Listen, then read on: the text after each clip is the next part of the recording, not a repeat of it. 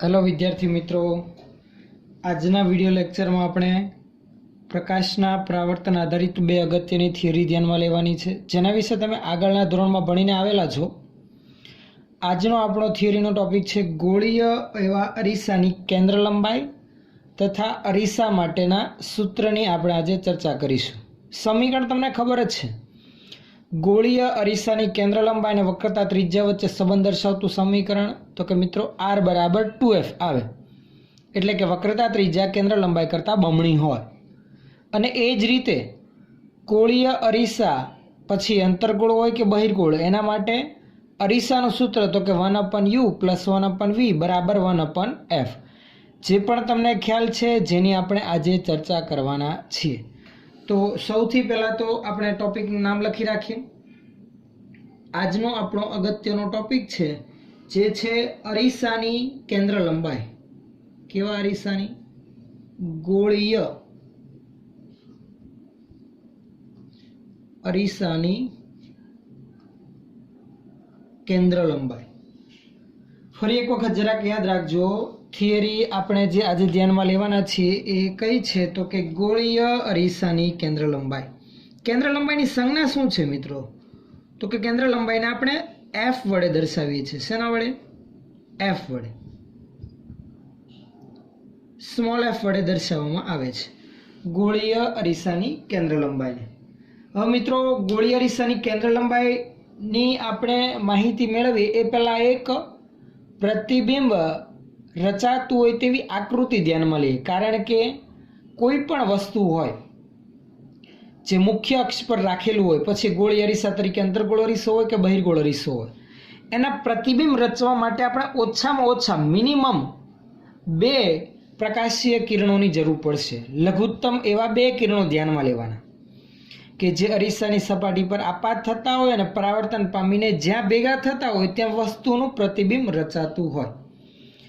એમાં અમુક તમને ખ્યાલ છે એ રીતે કે મુખ્ય અક્ષને સમાંતર આપાત થતા હોય, મુખ્ય કેન્દ્રમાંથી આપાત થતા હોય, વક્રતા કેન્દ્રમાંથી આપાત થતા હોય, એવા ચોક્કસ સિલેક્ટેડ કિરણો ધ્યાનમાં લઈને આપણે સરળતાથી એનું પ્રતિબિંબ રચી શકીએ। બીજી એક વસ્તુ કે ભાઈ, આપણે આગળના જ વિડીયો લેક્ચરમાં વાત કરીએ એમ આપણે આખા ચેપ્ટર દરમિયાન કેવા કિરણો ધ્યાનમાં લઈશું તો કે પેરેક્સિયલ કિરણો। પેરેક્સિયલ કિરણો કોને કહેવાય?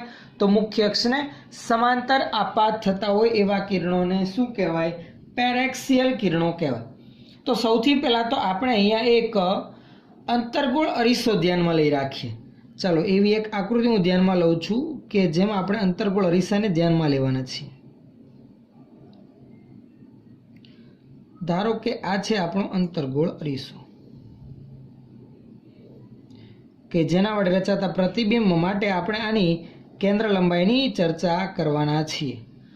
આ અંતર્ગોળ અરીસો છે જેના આ ભાગમાં ચાંદીનો ઢોળ ચડાવેલ છે, એટલે કે ચળકાટ ધરાવતી સપાટી। પરાવર્તક સપાટી ડાબી બાજુની છે, એટલે પ્રકાશનું કિરણ એ બાજુથી આવશે તો પરાવર્તન પામીને પાછું ફરશે। પરાવર્તનના નિયમો પણ મિત્રો આગળ આપણે ભણી ગયા કે આપાત કોણ અને પરાવર્તન કોણ સમાન મૂલ્યના હોય। આપાત કિરણ, પરાવર્તિત કિરણ અને સપાટીનો દોરેલો લંબ 3 એક જ સમતલમાં હોય છે। તો ધ્યાનમાં લીધેલા અંતર્ગોળ અરીસા માટે ધારો કે આ છે આપણી મુખ્ય અક્ષ, એટલે આ એનું ભૌમિતિક કેન્દ્ર। જે ભૌમિતિક કેન્દ્રને આપણે શેના વડે દર્શાવીએ છીએ? P વડે, એટલે કે ધ્રુવ વડે, બરાબર ને? તો ધ્રુવ અને આ તેનું વક્રતા કેન્દ્ર, એમાંથી પસાર થતી રેખાને આપણે શું કહીએ છીએ? અરીસાની મુખ્ય અક્ષ। તો આ ધ્રુવમાંથી પસાર થતી એક રેખા, ધારો કે વક્રતા કેન્દ્રથી, ધારો કે આપણે ધ્યાનમાં લઈ રાખીએ અહીંયા છે, બરાબર છે? જે ગોળામાંથી કાપવામાં આવેલ હશે એ ગોળાનું કેન્દ્ર, એટલે કે અરીસાનું વક્રતા કેન્દ્ર। વક્રતા કેન્દ્રને શેના વડે આપણે દર્શાવીએ છીએ? C વડે, જે અહીંયા છે। હવે સૌથી પહેલાં આપણે વાત કરીએ તો કે આ અરીસા પર ધારો કે પેરેક્સિયલ કિરણો આપાત થાય છે, એટલે કે મુખ્ય અક્ષ નજીક, કે જેના માટે આપાત કોણનું મૂલ્ય કેવું હોય? એકદમ નાનું હોય છે। તો મુખ્ય અક્ષની નજીક નાના ખૂણે આપાત થતા એવા કિરણોને પેરેક્સિયલ કિરણો કહેવાય, જેનો આપણને ખ્યાલ છે। આવા સમાંતર કિરણો જો આપાત થતા હોય તો પરાવર્તન પામીને મુખ્ય કેન્દ્રમાંથી પસાર થાય, તો એવા અમુક કિરણો આપણે ધ્યાનમાં લઈ રાખીએ। સમજો બરાબર. ચલો, મુખ્ય અક્ષને સમાંતર એવું પ્રકાશનું એક કિરણ હું આપાત કરું છું. કયા બિંદુ પાસે આપાત થયું? તો કે ધારો કે એમ બિંદુ આગળ આપાત થાય છે. કયા બિંદુ આગળ? એમ બિંદુ આગળ. આ આપાત કિરણ છે. એમ બિંદુ આગળ આપાત થાય છે. સમજો, આપાત પ્રકાશનું કિરણ પરાવર્તન પામીને પાછું ફરશે, પણ ક્યાંથી નીકળશે? તો ખાસ યાદ હોવું જોઈએ, અને લગભગ દરેક વિદ્યાર્થી મિત્રોને ખ્યાલ પણ હશે આગળ ભણીને આવ્યા એમ, કે મુખ્ય અક્ષને સમાંતર રૂપે આપાત થતું કિરણ મુખ્ય કેન્દ્રમાંથી પરાવર્તન પામીને નીકળે. તો મુખ્ય કેન્દ્ર આપણે અહીંયા દર્શાવી રાખીએ. પણ કેટલા ખૂણે આપાત થયું? તો કે આપાત કોણનું મૂલ્ય ધ્યાનમાં લેવા માટે આપણે આ એમ, જ્યાં બિંદુ આગળ પ્રકાશનું કિરણ આપાત થયું ત્યાં સપાટીને લંબ દોરી. સપાટીને દોરેલો લંબ મિત્રો મેં આગળ પણ તમને વાત કરી એમ વક્રતા કેન્દ્રમાંથી પસાર થાય. આ સપાટીને દોરેલો લંબ છે, બરાબર છે, વક્રતા કેન્દ્રમાંથી પસાર થાય છે. પરાવર્તિત કિરણ આપણું આ થશે, જે મુખ્ય કેન્દ્રમાંથી નીકળશે. આ છે આપણું પરાવર્તિત કિરણ. જો ધ્યાન આપજો બરાબર. આ આપણું આપાત કિરણ, આ આપણું પરાવર્તિત કિરણ મુખ્ય કેન્દ્રમાંથી પસાર થઈને નીકળશે, પરાવર્તન પામે. મુખ્ય કેન્દ્ર એફ. જેટલો આપાત કોણ હશે એટલો જ પરાવર્તન કોણ પણ હશે. ધારો કે આપાત કોણનું મૂલ્ય આપણે ધ્યાનમાં લઈએ થીટા છે, તો પરાવર્તન કોણ પણ પરાવર્તિત કિરણે સપાટીને દોરેલા લંબ સાથે બનાવેલો ખૂણો એટલે કે થીટા. આ છે આપણું આપાત કિરણ. લખી રાખું છું, જુઓ.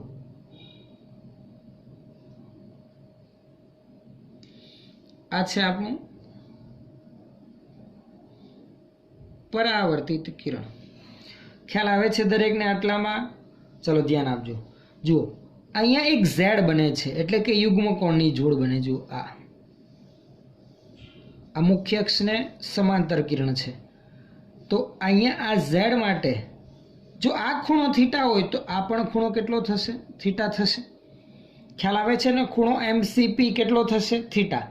એ જ રીતે હજુ એક ઝેડ બને. જુઓ, યુગ્મ કોણની જોડ બને છે. આપાત કિરણ, મારી આંગળી જે ફરે છે ને ખાસ ધ્યાન રાખજો. ફરી એક વખત, આપાત કિરણ, પરાવર્તિત કિરણ અને આ અક્ષ, આ એક ઝેડ બન્યો. આ ટોટલ ખૂણો ધ્યાનમાં લઈએ તો થીટા પ્લસ થીટા 2 થીટા. તો આ ખૂણો પણ કેટલો થશે? સ્વાભાવિક છે 2 થીટા થશે. ક્લિયર? ખબર પડે છે ને? ચાલો, સૌથી પહેલા તો હું છે ને આપાત કિરણ ને અલગ લાઈનથી દર્શાવી રાખું, તો હજુ પણ જો વિદ્યાર્થી મિત્રોને અમુકને ખ્યાલ ના આવતો હોય તો વધુ ક્લિયર ખબર પડે. સમજો બરાબર. આમાં કંઈ જ અઘરું નથી. આ તમે આગળ ભણીને આવેલા છો એની જ વસ્તુ આપણે રિપીટ કરીએ છીએ. સમજણ પડે છે? ચલો, આ એક નાની એવી સમજૂતી કે મુખ્ય અક્ષને સમાંતર કિરણ આપાત કર્યું, મુખ્ય કેન્દ્રમાંથી પસાર થાય છે. જો મુખ્ય કેન્દ્રમાંથી આપાત થતું હોય તો સમાંતર નીકળશે ને? હા, ચોખ્ખી જ વાત છે.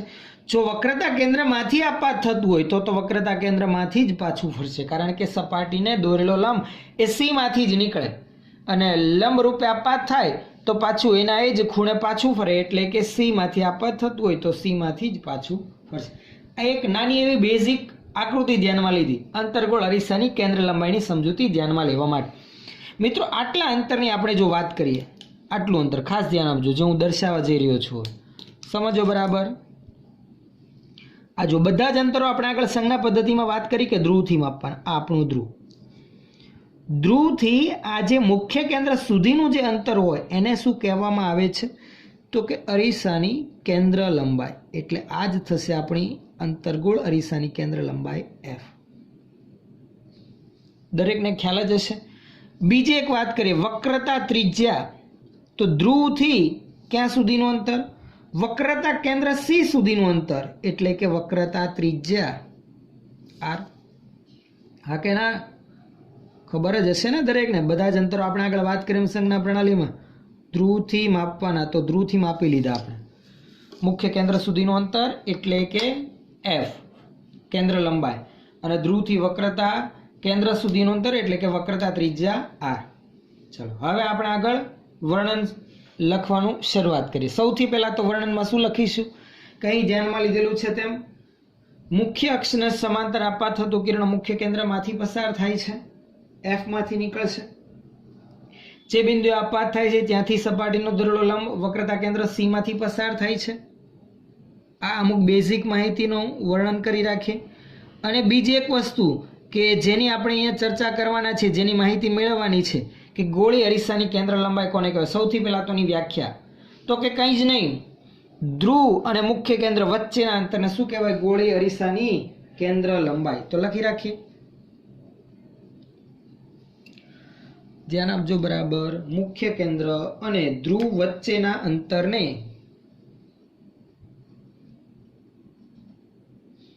મુખ્ય કેન્દ્ર અને ધ્રુવ, મુખ્ય કેન્દ્ર એટલે કે F, ધ્રુવ એટલે કે P, વચ્ચેના અંતરને અરીસાની શું કહેવામાં આવે છે? કેન્દ્ર લંબાઈ કહે છે. પછી અરીસો અંતર્ગોળ હોય કે બહિર્ગોળ હોય, બંને માટે આની આ જ પરિસ્થિતિ રહેશે, એમાં કોઈ ફેરફાર થવાનો નથી. ચલો હવે વર્ણનની શરૂઆત કરીએ. આપણે આગળ વાત કરીએ, મુખ્ય અક્ષના સમાંતર કિરણ અરીસાના M બિંદુએ આપાત થાય છે. વર્ણન લખતા જઈએ આપણે. અહીં મુખ્ય અક્ષને સમાંતર આપાત થતું કિરણ અરીસાના M બિંદુએ આપાત થાય છે. M બિંદુ આગળ આપણે વાત કરીએ M બિંદુ આગળ સપાટીને દોરેલ લંબ વક્રતા કેન્દ્ર C માંથી પસાર થશે. આથી આપાત કિરણ ધારો કે લખી રાખીએ, ધારો કે લંબ સાથે થીટા ખૂણો બનાવે તો પરાવર્તિત કિરણ પણ થીટા ખૂણે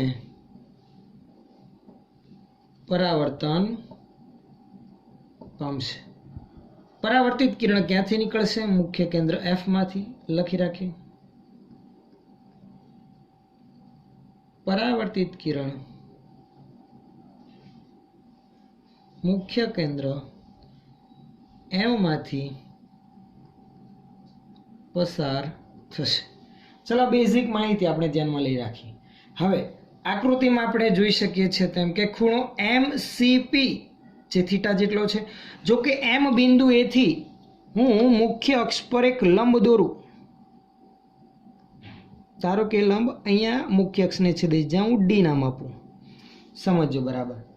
તો નાનું દર્પણ મુખ છે તથા આપણે વાત કરીએ પેરેક્સિયલ કિરણો ધ્યાનમાં લીધેલા છે, તો આ MD અને MP એકરૂપ જ છે તેમ કહી શકાય. એટલે કે MP ની જગ્યા પર તમે MD લઈ શકો, કોઈ ફરક પડે નહીં. D અને P એકદમ નજીક નજીક, નાનું દર્પણ મુખ તથા પેરેક્સિયલ કિરણો નાના ખૂણે આપાત થતા હોવાથી આપણે F થી P નું અંતર માપીએ, જે કેન્દ્ર લંબાઈ F જેટલું છે, એના બદલે હું F થી D સુધીનું માપું તો એ લગભગ F જેટલું જ થશે. એ જ રીતે C થી P સુધીનું અંતર જે વક્રતા ત્રિજ્યા આ જેટલું છે એ જ લગભગ હું C થી D સુધીના અંતર જેટલું લઈ શકું. કહેવાનો અર્થ એવો. તો સૌથી પહેલા તો અહીં ધ્યાનમાં લીધેલા ખૂણાઓ નોંધી રાખીએ કે અહીં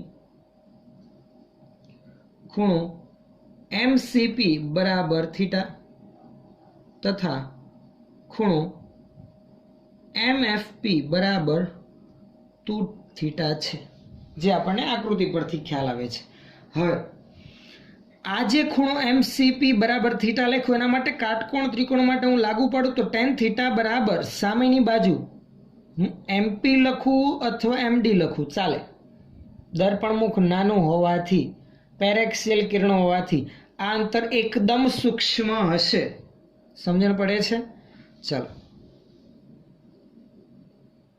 અહીં ટેન થીટા બરાબર સામેની બાજુ ટેન થીટા, આ કાટકોણ ત્રિકોણ માટે ને એમ સી અને ડી માટે જુઓ ટેન થીટા બરાબર સામેની બાજુ એમ ડી ના છેદમાં પાસેની બાજુ સી ડી, ખ્યાલ આવે છે?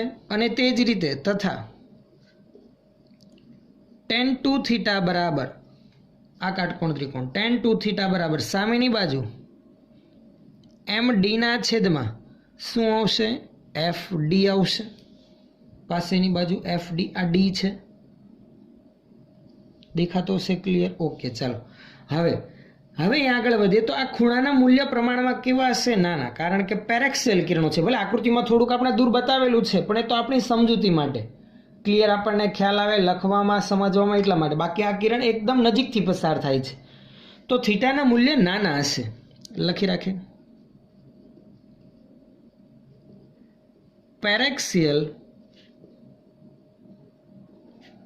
કિરણો માટે થીટા અને ટુ થીટા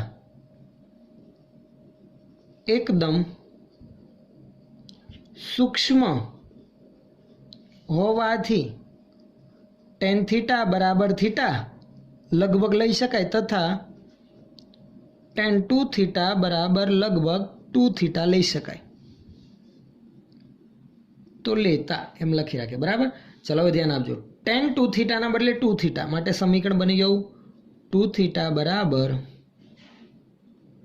એમ ડી અપોન એફ ડી, અને એ જ રીતે ટેન થીટાના બદલે માત્ર થીટા બરાબર M D upon C D. Two થીટામાં થીટાની કિંમત મૂકે તો આવું થઈ ગયું 2 ગુણાકારમાં થીટાનું મૂલ્ય એમ ડી ના છેદમાં સી ડી બરાબર જમણી બાજુ તો M D upon F D હતું એમનું. ચલો એમ ડી અહીંયા કેન્સલ થઈ જશે. 2 ગુણાકારમાં છે 1 અપોન સી ડીના, તો સી ડીને હું જમણી બાજુ લઈ જાઉં તો અંશમાં, અને એફ ડી છેદમાં છે એ 2 સાથે ગુણાકારમાં. તો આ આવું થઈ ગયું કે ભાઈ સી ડી બરાબર 2 ગુણાકારમાં એફ ડી, સી થી ડી સુધીનું અંતર એટલે વક્રતા ત્રિજ્યા લખી રાખીએ કારણ સાથે. અહીં દર્પણમુખ નાનું હોવાથી તથા થીટાના નાના મૂલ્ય માટે આપણે સીડી બરાબર સીપી બરાબર કેટલું લઈશું? આર. સમજણ પડે છે? ખ્યાલ આવે છે? તથા એ જ રીતે એફ ડી બરાબર એફ પી બરાબર એફ લેતા, આથી આમ લખી શકાય સીડીના બદલે આર બરાબર 2 ગુણાકારમાં એફ ડીના બદલે એફ, માટે આર બરાબર 2F માટે એફ બરાબર આર બાય 2. ટૂંકમાં કહેવાનો અર્થ એવો કે અંતર્ગોળ અરીસો હોય કે બહિર્ગોળ અરીસો હોય, ગોળીય અરીસાની કેન્દ્ર લંબાઈ વક્રતા ત્રિજ્યા કરતાં અડધી હોય, અથવા તો વક્રતા ત્રિજ્યા કેન્દ્ર લંબાઈ કરતાં બમણી હોય. આ સમીકરણ ખૂબ જ અગત્યનું, જે યાદ હશે જ.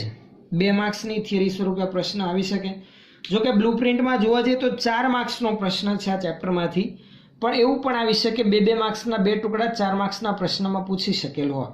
તો એકદમ નાની ને સરળ થિયરી, શોર્ટ ક્વેશ્ચનમાં આ સમીકરણ યાદ રાખવું કે કેન્દ્ર લંબાઈ વક્રતા ત્રિજ્યા કરતાં અડધી હોય છે. ચલો, આટલામાં દરેક વિદ્યાર્થી મિત્રોને ખ્યાલ આવી ગયો હશે. ગોળીય અરીસાની કેન્દ્ર લંબાઈ વિશેની માહિતી આપણે ધ્યાનમાં લીધી.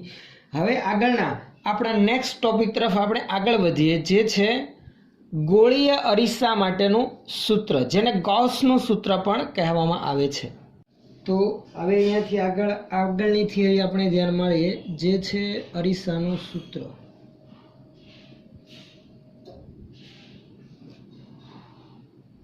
એકદમ સરળ અને અગત્યની થિયરી, જેના વિશે તમે આગળ ભણીને આવેલા જ છો. સમીકરણ પણ તમને ખબર છે. અરીસાનું સૂત્ર શું આવશે? તો કે 1/u પ્લસ 1/v બરાબર 1/f. અરીસાનું સૂત્ર એ ગોળીય અરીસા, પછી અંતર્ગોળ હોય કે બહિર્ગોળ હોય, માટે વસ્તુ અંતર પ્રતિબિંબ અંતર અને કેન્દ્ર લંબાઈ વચ્ચે સંબંધ દર્શાવતું સમીકરણ. અને એ સમીકરણની મદદથી આપણે ઘણા બધા શોર્ટ ક્વેશ્ચન, ઇવન દાખલાઓ, ઉદાહરણના હોય કે સ્વાધ્યાયના સોલ્વ કરીશું. એટલે થિયરી તો તમને ખ્યાલ છે જ, પણ એ થિયરી આધારિત જે સમીકરણ આપણને મળે છે એ વધારે અગત્યનું રહેશે દાખલાઓ માટે, પ્રશ્નો માટે. તો સૌથી પહેલાં થિયરી માટે આગળ વધીએ. અરીસાનું સૂત્ર. ગોળી અરીસાના સૂત્રમાં વસ્તુ અંતર u, પ્રતિબિંબ અંતર v અને કેન્દ્ર લંબાઈ f આવે છે. એટલે વસ્તુ અંતર માટે આપણે સૌથી પહેલાં તો એક આકૃતિ ધ્યાનમાં લેવી પડશે. એક અંતર્ગોળ અરીસો ધ્યાનમાં લઈએ. જે અંતર્ગોળ અરીસાની અક્ષ પર એક આપણે ધારો કે વસ્તુ રાખીએ અને વસ્તુના રચાતા પ્રતિબિંબ આધારિત આપણે સમીકરણની તારવણી કરીએ. તો સૌથી પહેલાં તો હું આકૃતિ માટે એક અંતર્ગોળ અરીસો દર્શાવી રાખું છું. ધ્યાન આપજો બરાબર. આકૃતિ વિદ્યાર્થી મિત્રો ખૂબ જ અગત્યની છે, કારણ કે એ જેટલી પરફેક્ટ થશે એટલું જ આપણું વર્ણન અને આપણે સાબિતી આપવામાં કે સમીકરણ તારવવામાં સરળતા રહેશે. એટલે ખાસ આ ભાગ હંમેશા પરફેક્ટ હોવો જોઈએ, આકૃતિવાળો ભાગ, અને એકદમ ક્લિયર. ચલો, ધારો કે આ છે આપણો અંતર્ગોળ અરીસો, કે જે અંતર્ગોળ અરીસાની ધારો કે આ મુખ્ય અક્ષ છે, એમ આપણે ધ્યાનમાં લઈએ. મુખ્ય અક્ષ ક્યાંથી પસાર થતી હોય? તો કે ધ્રુવ અને વક્રતા કેન્દ્ર સી માંથી. તો આ છે ધારો કે આપણે ધ્યાનમાં લીધેલા અંતર્ગોળ અરીસાની મુખ્ય અક્ષ. એટલે કે અહીંયા આ તેનું ધ્રુવ છે, જેને પી વડે દર્શાવી. અંતર્ગોળ અરીસા માટે આ ચાંદીનો ઢોળ ચડાવેલ ભાગ છે, એટલે કે ચળકાટ ધરાવતી સપાટી, પરાવર્તક સપાટી ડાબી બાજુ છે. એટલે વસ્તુ આપણે ડાબી તરફ રાખીશું, જ્યાંથી પ્રકાશના કિરણો આવશે, પરાવર્તન પામીને ધ્યાનમાં લીધેલ વસ્તુનું શું રચશે? પ્રતિબિંબ રચશે.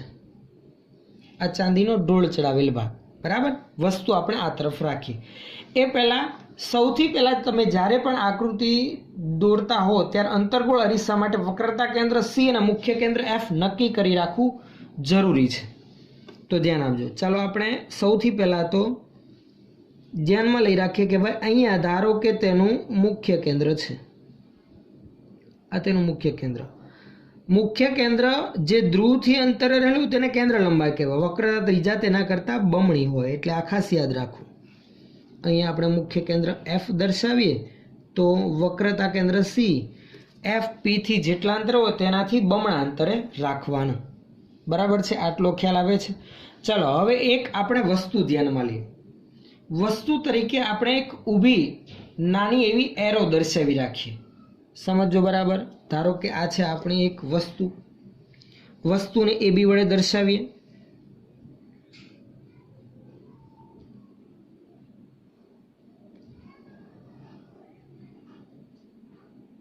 સમજો, આ આપણી વસ્તુ છે, બરાબર. ખ્યાલ આવે છે દરેકને? એ બી વસ્તુ. આનું પ્રતિબિંબ રચવું છે. મિત્રો, ફરી એક વખત યાદ કરાવું અને તમારે પણ યાદ રાખવું કે કોઈ પણ વસ્તુ હોય એનું પ્રતિબિંબ રચવું હોય તો ઓછામાં ઓછા 2 કિરણો જોઈએ. જે આપણને ખબર છે, એક તો કયું ધ્યાનમાં લેવાનું? મુખ્ય અક્ષને સમાંતર, જે એફમાંથી પસાર થાય. આ તો ખ્યાલ છે દરેક વિદ્યાર્થી મિત્રોને.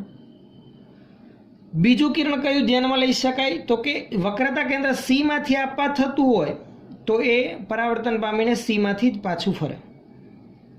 અને બીજા કિરણ સ્વરૂપે આપણે એમ ધ્યાનમાં લઈ શકીએ કે એક ધ્રુવ પાસે આપાત થાય છે કોઈ થીટા ખૂણે, તો પરાવર્તન પણ થીટા ખૂણે જ થવાનું રહેશે. તો સૌથી પહેલા તો એક મુખ્ય અક્ષને સમાંતર કિરણ હું આપાત કરું છું. ધ્યાન આપજો બરાબર. એકદમ ધ્યાનથી જુઓ. મુખ્ય અક્ષને સમાંતર એક કિરણ આપણે આપાત કર્યું. કયા બિંદુ પાસે આપાત થાય છે? તો કે અરીસા પરના જે બિંદુ પાસે આપાત થાય છે એ બિંદુને આપણે નામ આપી રાખીએ. આગળ ધ્યાનમાં લીધું તો એમ. ધારો કે એમ બિંદુ આગળ આપાત થાય છે. પરાવર્તિત થતું કિરણ ક્યાંથી નીકળશે? તો કે મુખ્ય અક્ષને સમાંતર આવે તો હંમેશા પરાવર્તન પામીને મુખ્ય કેન્દ્રમાંથી જ પસાર થાય. તો આ છે આપણું પરાવર્તિત કિરણ. આ એક કિરણ આપણે ધ્યાનમાં લઈ લીધું. ખબર પડે છે? આપાત કિરણ, આ પરાવર્તિત કિરણ. એક કિરણથી પ્રતિબિંબ રચાશે નહીં. બીજું પણ હજુ એક કિરણ આપણે ધ્યાનમાં લેવું પડશે. એ કયું ધ્યાનમાં લઈએ? તો બીજું કિરણ આપણે ધારો કે વક્રતા કેન્દ્ર સી માંથી આપાત કરીએ તો પરાવર્તન પણ સી માંથી જ પામીને નીકળશે. જુઓ, હું સી માંથી આપાત કરું તો સી માંથી જ પાછું ફરે. એના માટે આપણે જે અંતર્ગોળ અરીસો ધ્યાનમાં લીધેલો છે એનું દર્પણમુખ થોડુંક મોટું કરવું પડે એમ છે, કારણ કે નહીં તો આપાત થતું કિરણ અરીસાના બહારના ભાગમાંથી નીકળે છે. તો થોડોક દર્પણમુખ આપણે મોટું કરી રાખીએ. ખ્યાલ આવે છે? ચલો જુઓ, આપાત કરું છું એક પ્રકાશનું કિરણ. વક્રતા કેન્દ્ર સી માંથી આપાત થાય તો સી માંથી જ પાછું ફરે. એ તો દરેક વિદ્યાર્થી મિત્રોને ખબર જ હોવી જોઈએ. ચલો, સી માંથી એક આપાત કરું છું. સી માંથી આપાત થાય એટલે કે સપાટીને લંબરૂપે આપાત થતું હોય તો જે માર્ગેથી આવ્યું હતું એના એ જ માર્ગે પાછું ફરશે. જો આ આપાત કિરણ, આ પરાવર્તિત કિરણ, બંને કિરણો અહીંયા છેદે છે એટલે એનું પ્રતિબિંબ મને અહીંયા મળશે એ ડેશ. પણ હજુ એક કિરણ આપણે ધ્યાનમાં લઈએ, આપાત કરીએ, બરાબર છે? એટલે વધુ ક્લિયર ખબર પડે આપણને. જુઓ, હજુ એક ત્રીજું કિરણ હું આપાત કરું છું ધ્રુવ પર, પી પાસે. જેટલા ખૂણા આપાત થશે એટલા જ ખૂણા પરાવર્તન પામીને નીકળશે. એકદમ ક્લિયર છે. જે આપણને ખબર છે પરાવર્તનના નિયમનું પાલન કરતું હોવું જોઈએ. થીટા ખૂણા આપાત થાય તો પરાવર્તન પણ થીટા જ ખૂણે થવું જોઈએ. તો થીટા ખૂણે જ થશે. આ ત્રણ કિરણો જ્યાં છે ત્યાં આપણું પ્રતિબિંબ રચાશે. ચલો, એનું પ્રતિબિંબ મને અહીંયા મળશે, જેને હું દર્શાવું છું એ ડેશ વડે. બી તો મુખ્ય અક્ષ પર જ છે, તો બીનું પ્રતિબિંબ તો મુખ્ય અક્ષ પર જ આપણને મળવાનું છે. વસ્તુ ચત્તી છે એનું આપણને અહીંયા પ્રતિબિંબ ઉલટું મળશે. કેવું મળશે આપણને? ઉલટું. તો આ એનું પ્રતિબિંબ. પ્રતિબિંબને આપણે એ ડેશ બી ડેશ વડે દર્શાવીએ. શેના વડે દર્શાવીએ પ્રતિબિંબને? એ ડેશ બી ડેશ. ધ્યાન આપજો, એકદમ સરળ વસ્તુ છે. પ્રતિબિંબ રચવું કંઈ જ અઘરું નથી. મિનિમમ 3 કિરણો જોઈએ. એ 3 કયા પસંદ કર્યા આપણે? સમાંતર, ધ્રુવ પર થીટા ખૂણે આપાત કર્યું, અને બીજું વક્રતા કેન્દ્ર સી માંથી આપાત કર્યું. તો જે વક્રતા કેન્દ્ર સી માંથી આપાત થાય એ સી માંથી જ પાછું ફરે. એ પ્રમાણે આપણે ધ્યાનમાં લીધેલી વસ્તુ એ બીનું પ્રતિબિંબ આપણને એ ડેશ બી ડેશ મળે છે. ચલો, બધા અંતરો આપણે નોંધી રાખીએ. બધા અંતરો માપવાના તો ક્યાંથી? તો કે એકદમ ક્લિયર છે એ તો બાબત કે બધા અંતરો માપવાના તો ધ્રુવથી જ છે. હા કે ના? ધ્રુવથી વસ્તુ એ બી સુધીનું અંતર એટલે કે વસ્તુ અંતર, જેને આપણે યુ વડે દર્શાવીએ. તો આ વસ્તુ અંતર યુ છે. ખબર પડે છે ને? ધ્રુવથી વસ્તુ સુધીનું અંતર, વસ્તુ અંતર યુ. ચલો, ધ્રુવથી પ્રતિબિંબ સુધીનું અંતર એટલે કે પ્રતિબિંબ અંતર, જેને આપણે દર્શાવીએ છીએ વી વડે. આ વી એટલે કે પ્રતિબિંબ અંતર. હંમેશા સંજ્ઞાઓ ધ્યાનમાં લેવી કે યુ એટલે શું, વી એટલે શું. એ એક જ હોવી જોઈએ. યુ એટલે વસ્તુ અંતર અને વી એટલે પ્રતિબિંબ અંતર. બીજું, ધ્રુવથી મુખ્ય કેન્દ્ર સુધીનું અંતર એટલે કે કેન્દ્ર લંબાઈ, જેની ચર્ચા આપણે હમણાં જ આગળ કરી. તો આ કેન્દ્ર લંબાઈ એફ જેટલું અંતર. બીજું, ધ્રુવથી વક્રતા કેન્દ્ર સુધીનું અંતર એટલે કે વક્રતા ત્રિજ્યા આવે. પણ આપણે અહીંયા આ થિયરીમાં અરીસાના સૂત્રમાં 3 જ અંતરો ધ્યાનમાં લેવાના છે, તો આપણે 3ને દર્શાવી. બરાબર છે? આટલો ક્લિયર ખ્યાલ દરેકના મગજમાં હશે. આ છે આપણી વસ્તુ.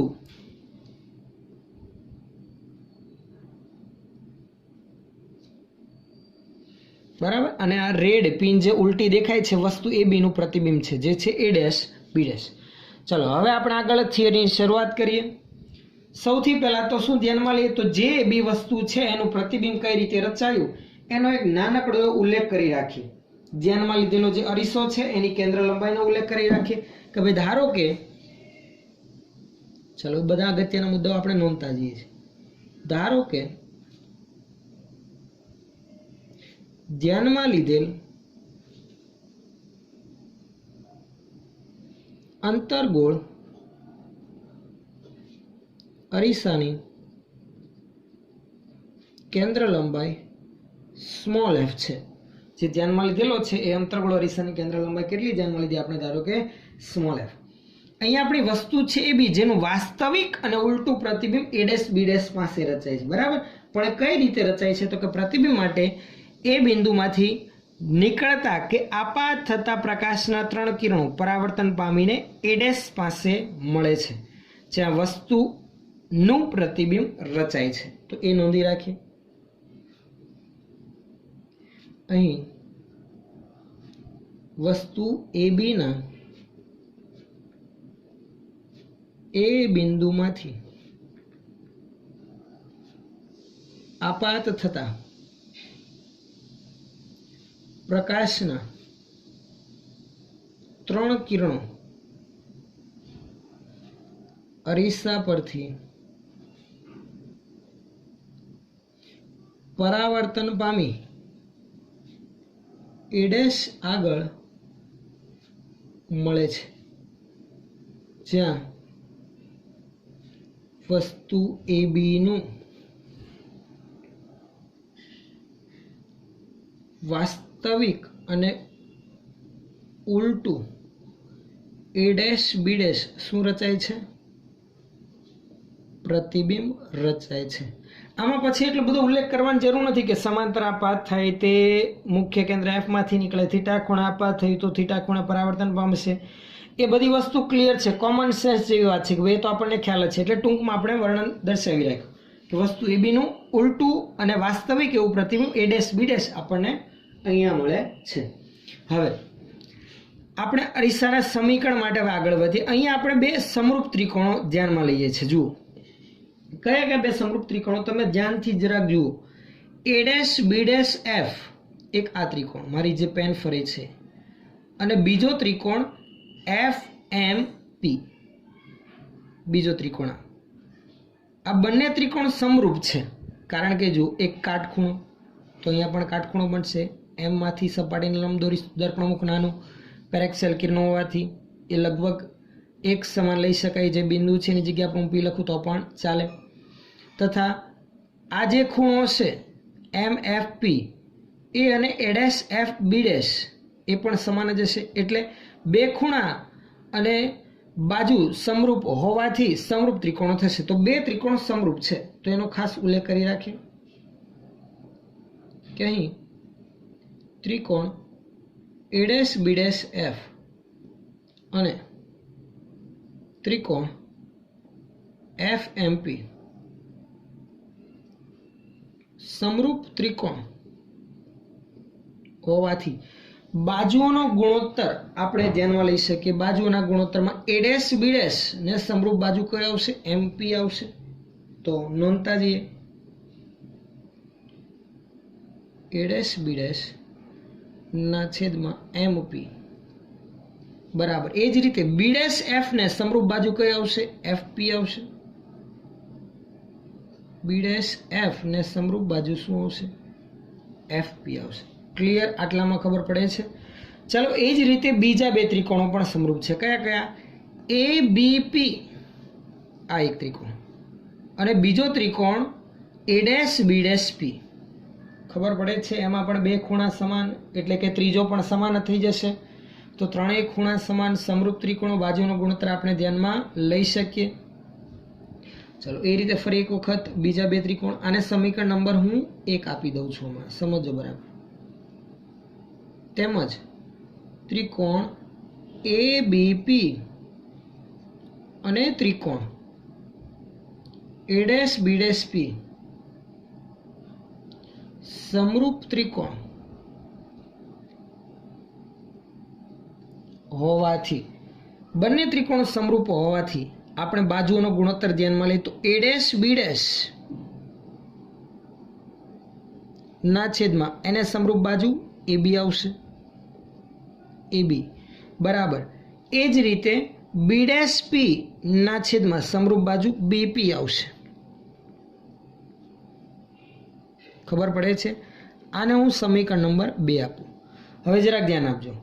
એ ડેશ બી ડેશ ના છેદમાં એમપી જે સમીકરણ નંબર 1 હતું એમાં એમપી ની જગ્યા પર હું એબી લઈ શકું છું. આ એમપી ની જગ્યા પર આપણે એબી જેટલું અંતર લઈ શકીએ. પેરેક્સેલ કિરણો હોવાથી, દર્પણમુખ નાનું હોવાથી આપણે આ એમપી ની જગ્યા પર એબી લઈ શકીએ.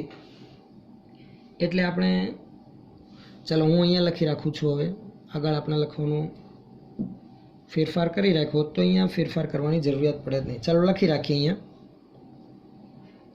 અહીં સમીકરણ 1 માં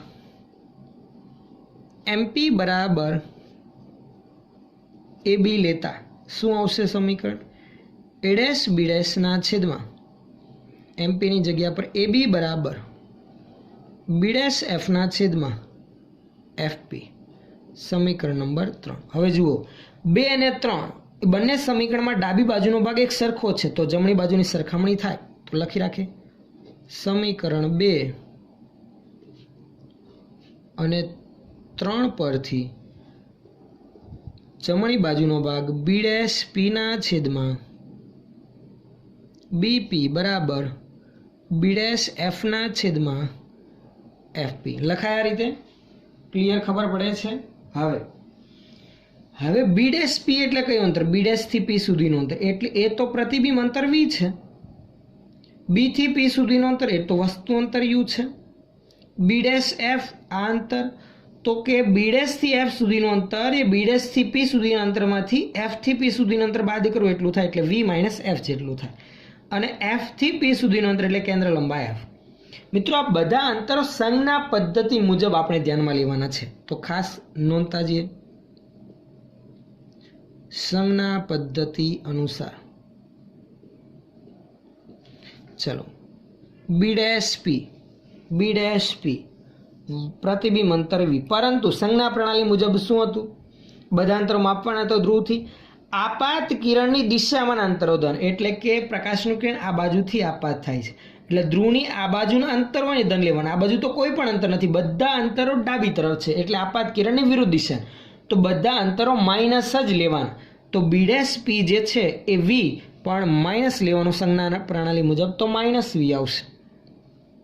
ચાલો એ જ રીતે BP B થી P સુધીનું અંતર વસ્તુ અંતર U એ પણ માઇનસ, આપણે આગળ વાત કરીએ એમ વિરુદ્ધ દિશામાં છે. ચલો આગળ B ડેશ F એ અહીંયા લખું છું. B ડેશ થી F સુધીનું અંતર એ B ડેશ થી P સુધીના અંતરમાંથી F થી P સુધીનું અંતર બાદ કરીએ એટલું થાય. B ડેશ F એટલે કે આમ લખું છું B dash P minus FP. ખબર પડે છે ને? ચલો B ડેશ P એ તો માઇનસ V છે અને FP એ માઇનસ F આવશે, તો આખું થશે આવું માઇનસ V પ્લસ F થશે ને. ચલો આગળ હવે બાકી રહ્યું FP બરાબર એ તો માઇનસ F. ખબર પડે છે? ક્લિયર ખ્યાલ આવે છે? આ બધી કિંમતો હું ઉપર મૂકી રાખું છું. આથી સમીકરણ B dash P minus V ના છેદમાં BP માઇનસ U, જમણી બાજુ B ડેશ F આ રહ્યું માઇનસ V પ્લસ F ના છેદમાં FP માઇનસ F. જો ઋણ નિશાની અંશ અને છેદમાંથી નીકળી જશે, કેન્સલ થઈ જશે, તો જમણી બાજુમાં V ના છેદમાં U બરાબર, સોરી ડાબી બાજુમાં, જમણી બાજુમાં શું આવશે? તો કે અહીંયા પણ ઋણ નિશાની કોમન કાઢું તો અંશનું માઇનસ અને છેદનું માઇનસ કેન્સલ થઈ જાય, પણ અહીંયાથી ઋણ નિશાની કોમન કાઢું તો V માઇનસ F થઈ જશે, તો V માઇનસ F ના છેદમાં F થશે. આટલું ખ્યાલ આવે છે? ક્લિયર છે બધાને? આટલું જ. ચલો હવે જમણી બાજુમાં F ભાગાકારમાં આપી દો, માટે V બાય U બરાબર V અપન F માઇનસ 1, બીજામાં F ના છેદમાં F એટલે 1 થઈ જશે. હવે આખા સમીકરણને V વડે ભાગાકાર કરી દઈએ. સમીકરણને V વડે ભાગાકાર કરતા સમીકરણ આપણને શું મળશે? 1 અપન U. V વડે ભાગાકાર કરું તો V કેન્સલ થઈ જાય. આમાં V વડે ભાગાકાર કરું તો માત્ર F વધે, અંશનો V કેન્સલ, અને આમાં કંઈ નથી તો 1 અપન V. સમીકરણ વ્યવસ્થિત લખીએ તો 1 અપન V જમણી બાજુ છે, ડાબી બાજુ જાય તો પ્લસ, તો 1 અપન U પ્લસ 1 અપન V બરાબર 1 અપન F. આ શું છે? તો કે આ જ છે આપણું ગોળીય અરીસા માટેનું સમીકરણ, જે વસ્તુ અંતર U, પ્રતિબિંબ અંતર V અને કેન્દ્ર લંબાઈ F વચ્ચે સંબંધ દર્શાવતું સમીકરણ છે. ખૂબ જ અગત્યનું સમીકરણ.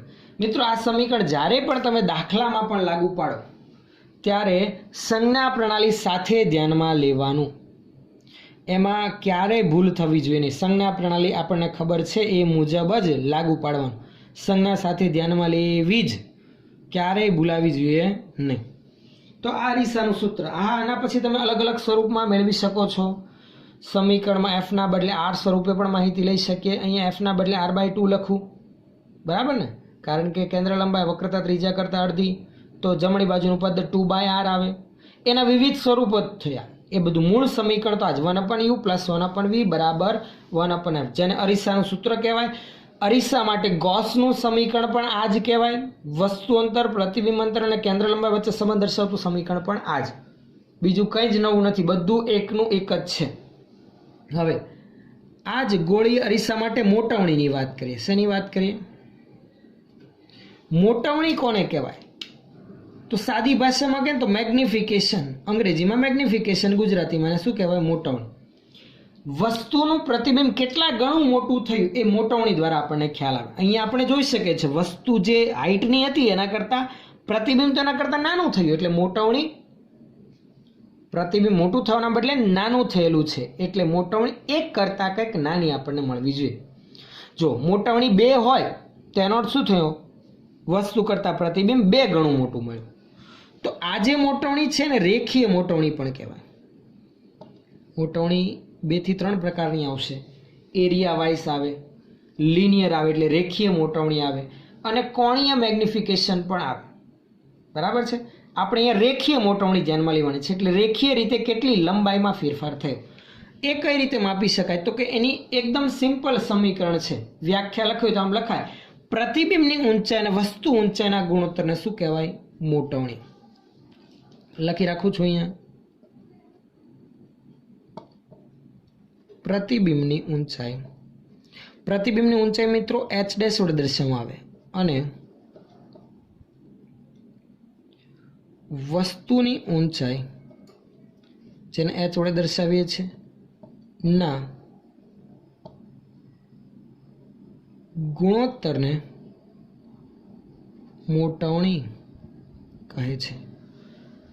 પ્રતિબિંબની ઊંચાઈ અને વસ્તુ ઊંચાઈના ગુણોત્તરને શું કહેવાય? મોટવણીનું સમીકરણ તો કે મોટવણી મેગ્નિફિકેશન m બરાબર h'/h. બરાબર છે? a'/b' સાદી ભાષામાં વાત કરીએ તો ના છેદમાં ab. મિત્રો a'/b' ના છેદમાં ab નું સમીકરણ આપણે અહીંયા જ ધ્યાનમાં લીધું. જુઓ, a'/b' ના છેદમાં ab બરાબર b' f ના છેદમાં fb, b' f, અથવા તો આ પણ લઈ શકાય a'/b' ના છેદમાં ab. આ સમજો, ચલો અહીંયા ધ્યાન આપજો ને, આ હું ઉપયોગમાં લઉં છું. a'/b' ના છેદમાં ab બરાબર b' p, b' થી p સુધીનું અંતર એટલે કે v, પરંતુ એ તો -v સંજ્ઞા પ્રણાલી મુજબ. અને એ જ રીતે છેદમાં b થી p સુધીનું અંતર એ તો u, પણ એ તો સંજ્ઞા પ્રણાલી મુજબ -u. સંજ્ઞા પ્રણાલી માટે આગળ વધીએ તો મિત્રો આ h' પણ h માં પણ ફેરફાર થાય. જુઓ, મુખ્ય અક્ષની ઉપર તરફની ઊંચાઈ એ ધન, નીચેની ઊંચાઈ ઋણ. તો a'/b' ની જે હાઈટ પ્રતિબિંબની ઊંચાઈ h' લીધી હોય એ તો આપણે કેવી દર્શાવવી પડે? માઇનસ આવે ને. જો આ h', આ વસ્તુ ઊંચાઈ h, તો h ધન પણ h' ઋણ, એટલે અહીંયા આગળ માઇનસ આવે. તો સમીકરણ ફાઇનલ ધ્યાનમાં લઈએ તો આવું થયું: m બરાબર h'/h બરાબર આ માઇનસ માઇનસ પ્લસ, પણ આ માઇનસ નિશાની જમણી બાજુ આપું તો -v/u. આ મોટવણીનું એક અગત્યનું સમીકરણ મળી આવ્યું મેગ્નિફિકેશન માટે. રેખીય મોટવણી ગોળીય અરીસા માટે m બરાબર h'/h બરાબર -v/u. આ સમીકરણ પણ ધ્યાનમાં લેવું, સમજણ પડે છે. આ પણ ફરી એક વખત ધ્યાનમાં લઈએ. જ્યારે પણ ગણતરી કરતો હોય ત્યારે સંજ્ઞા પ્રણાલી સાથે ધ્યાનમાં લેવું. અરીસા માટે કે લેન્સ માટે હંમેશા જે પણ સમીકરણો આધારિત આપણે પ્રશ્નનો ઉકેલ મેળવતા હોઈએ ત્યારે સંજ્ઞા પ્રણાલીને ધ્યાનમાં લઈને જ બધા અંતરો લખવાના, તો ક્યારેય ભૂલ નહીં પડે. તો આ રેખીય મોટવણી અરીસા માટે. અરીસાનું સૂત્ર પણ આવી ગયું. ક્લિયર છે આટલે સુધીનું મિત્રો? આમાં કંઈ જ ન આવડતું એવું નથી, એકદમ સરળ થિયરી છે. નેક્સ્ટ હવે જ્યારે પાછા આપણે મળીશું ત્યારે આપણે અહીંયાથી આગળ ટેક્સ્ટ બુકમાં તમને આપેલા અરીસાના સૂત્ર આધારિત અમુક ઉદાહરણના પ્રશ્નો ધ્યાનમાં લઈશું. બરાબર છે ને? ત્યાર પછી વક્રીભવન પર જઈશું. તો આથી વાત પરાવર્તનના નિયમો જોયા, અરીસાની કેન્દ્ર લંબાઈ વિશેની માહિતી ધ્યાનમાં લીધી, સંજ્ઞા પ્રણાલી ખૂબ જ અગત્યની ધ્યાનમાં લીધી, અને અરીસાનું એક સૂત્ર પણ આપણે મેળવ્યું અને મોટવણીની પણ ચર્ચા કરી. તો આટલે સુધી આપણે અટકાવીએ છીએ. અહીંયાથી પછી જ્યારે આગળ મળીશું ત્યારે ઉદાહરણના પ્રશ્નોનું સોલ્યુશન કરીશું. ઓકે.